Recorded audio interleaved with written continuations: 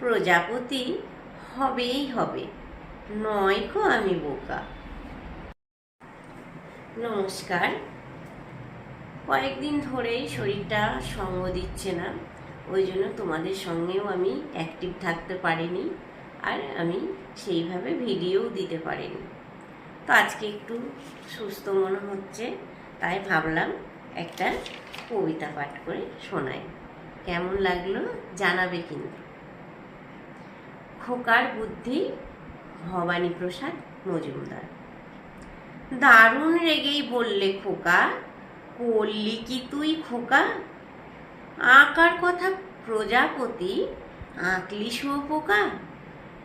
পুজোর ছুটির পরেই খাতা দিবি যখন জমা, স্কুলেতে স্যার কি তোকে করবে তখন ক্ষমা? রং তুলি সব সরিয়ে রেখে বললে হেসেই খোকা, আমায় তুমি মিছেই দাদা ভাবছো নেহাত বোকা।